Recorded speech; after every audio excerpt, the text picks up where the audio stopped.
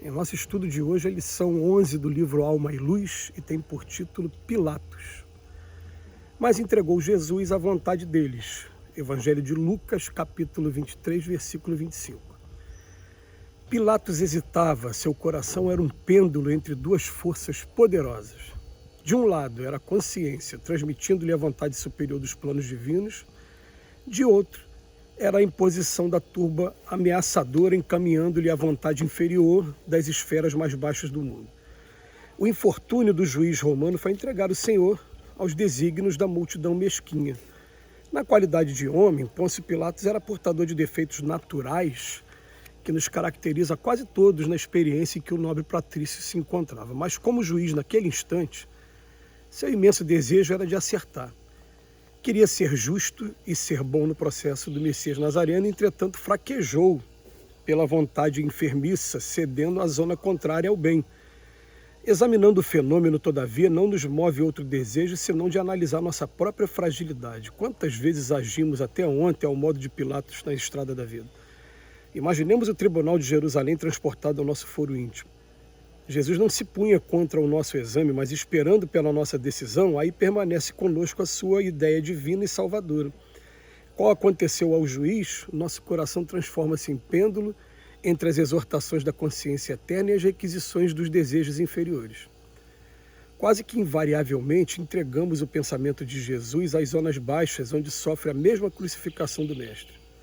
Vemos assim que Pilatos converteu-se em profundo símbolo para a caminhada humana.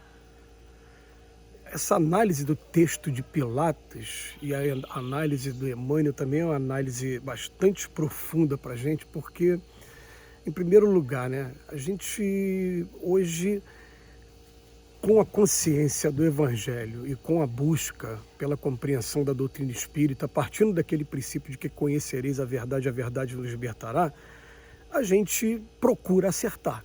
A gente está procurando entender uma frase muito, talvez a mais importante da doutrina espírita, que o espírita que ainda não compreendeu a importância da reforma íntima não entendeu nada de espiritismo.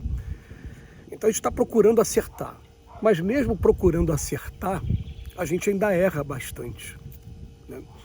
E a gente fica analisando assim, por que a gente ainda erra bastante?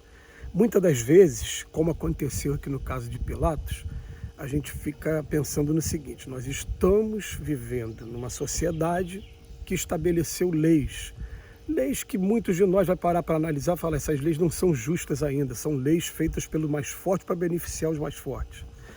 E a gente não pode fugir da lei, tem que ter aplicação da lei aqui. A gente tem que lutar para que essas leis sejam reformadas e estejam mais de acordo com o Evangelho de Jesus. Mas enquanto a gente está aqui, vivendo em sociedade, a gente está seguindo leis, não tem para onde correr. E aí o que acontece? A gente acaba errando muitas das vezes por fazer aquela equilíbrio entre o Evangelho e entre as leis. Vamos dar um exemplo aqui para a gente poder entender. A nossa lei, por exemplo, ela fala que você matar alguém é homicídio, estabelece lá a pena para o homicídio, trata das causas agravantes, das causas atenuantes, até você o juiz chegar num veredito. Mas o que acontece? Existem excludentes dessa ilicitude. Então ele fala lá, legítima defesa. Legítima defesa, até no Livro dos Espíritos, fala lá que a legítima defesa ela pode acontecer e ela vai eximir porque a gente não teve a intenção. Então ela vai eximir a nossa culpa, não vai ser, vai atenuar a nossa culpa. Agora, estado de necessidade está na nossa lei, não está no Livro dos Espíritos isso, é o estado de necessidade de matar alguém, exercício legal de direito. O que é exercício legal de direito? Alguém invadir a minha propriedade e eu ter o direito de revidar, de me defender com uma arma de fogo tirando a vida de uma pessoa. Isso pode acontecer? Acontece em nossos tribunais sim. Invadiram a minha propriedade. Isso definitivamente não faz parte de um evangelho que prega que a gente deve aprender a amar os inimigos, perdoar 70 vezes 7, procurar fazer todas as formas possíveis que a gente puder, esgotando os meios através da mansuetude, enfim. Então não está... Mas a gente fica ali procurando equilibrar, porque se eu sou um juiz e for um cristão estudioso e estiver fazendo esforço para ser cristão, eu não posso fugir da lei naquele momento. Emmanuel começa dizendo para a gente que Pilatos, no momento em que Jesus foi entregue, ele estava ali entre duas posições. De um lado era a consciência, transmitindo-lhe a vontade superior dos planos divinos. E de outro era a imposição do povo da época.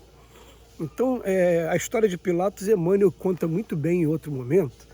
Ele conta para a gente que Pilatos, quando teve o primeiro contato com Cristo, preso, indefeso, com uma roupa bem simples de Galileu, Nazareno, ele vira para aquele senhor do povo, como Jesus era, e fala: tu é rei? E Jesus fala: tu o dizes. Na verdade, eu sou rei, mas meu reino não é desse mundo. Se fosse desse mundo, meus súditos teriam vindo aqui para me soltar. No primeiro momento, ele fica chateado com essa informação, age com deboche, com ironia, ao mesmo tempo com uma agressividade assertiva de Cristo. Então ele repete a pergunta num tom de voz maior: tu és rei, então? E naquele momento, Jesus, percebendo que qualquer coisa que ele falasse só ia atrapalhar, ele fica quieto e faz uma oração profunda envolvendo Pilatos com um magnetismo do próprio mestre aqui, né? A gente não consegue nem imaginar, né, o que sentiu naquele momento Pôncio Pilatos. Sei que Pôncio Pilatos ficou tão desconcertado que ele chama o povo e fala: olha, eu não estou vendo pecado nesse homem não, vocês querem mesmo condenar esse homem? Eu vou lavar minhas mãos, a responsabilidade vai ficar em cima de vocês. Mas ele tinha, sim, o poder de salvar o Cristo naquele momento. Só que ele, temendo aquela aglomeração, a reação do povo, toda essa parte política, de repente ele perdeu o controle daquela região e o Império Romano como um todo, acabar achando que ele não era um administrador capaz de tomar conta de uma região como era Jerusalém, o que é que ele faz? Naquela hora ele fala: então tá bom, te dou até a opção, eu posso soltar Jesus, eu posso soltar o Barrabás, que é o ladrão. Preferiram que se soltasse o Barrabás. E naquele momento ele acabou permitindo que aquilo acontecesse. Então, o infortúnio dele, do juiz romano, foi entregar o Senhor aos desígnios da multidão mesquinha. Na qualidade de homem, ele tinha defeitos naturais, como todo juiz tem. A gente trabalha com juízes, com amigos que são pessoas muito, muito boas, estão tentando acertar, pessoas muito cultas de regra também. E o que acontece? Hoje a gente erra tentando acertar. Eu me lembro de uma vez ter assistido uma palestra com um desembargador hoje, ele falando assim: algumas vezes eu errei, a minha consciência tranquila que eu estou errando, tentando acertar ao máximo, mas eu sei que eu ainda sou portador de defeitos ainda, e aqui na Terra não existe perfeição. Todos aqueles que estão investidos na autoridade de juiz, eu estendo também ao Ministério Público, à Defensoria Pública, aos delegados de polícia, esses que detêm uma autoridade sobre o direito de ir e vir, né, os nossos direitos aqui todos eles são espíritos ainda imperfeitos que estão investidos temporariamente num cargo de autoridade. Ele queria ser justo e ser bom no processo de Jesus, mas fraquejou pela vontade de enfermiça, cedendo à zona contrária do bem. Examinando o fenômeno, todavia, não nos move outro desejo senão de analisar nossa própria fragilidade nesse momento. A gente, ao invés de ficar só olhando para Pôncio Pilatos, vamos olhar para a gente também. Quantas vezes a gente... todo mundo faz, então eu vou fazer também. E a gente sabe que é errado. Eu identifiquei aqui na minha consciência agora uma coisa recente que eu fiz, e depois que eu fiz me arrependi de ter feito, porque no fundo, o meu julgamento é que eu acho que é errado. Mas todo mundo faz. A gente acabou fazendo mesmo. Então a gente fica pensando assim: quantas vezes agimos até ontem ao modo de Pilatos? Eu vou aqui acrescentar: quantas vezes agimos até hoje ao modo de Pilatos? Jesus não se punha contra o nosso exame, mas esperando pela nossa decisão. E ele aí permanece conosco.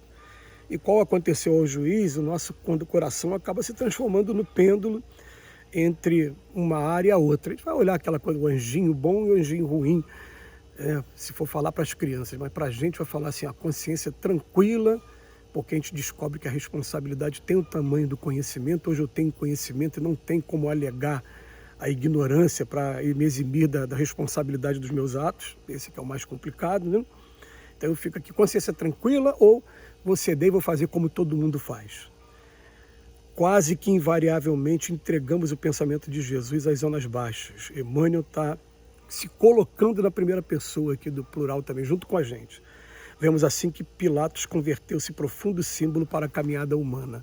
E que a gente daqui para frente, analisando essa lição e comparando com a nossa vida, a gente pode só tomar mais decisões corretas até que a gente diminua totalmente. Que Jesus nos abençoe hoje e sempre, a gente diminua totalmente o erro.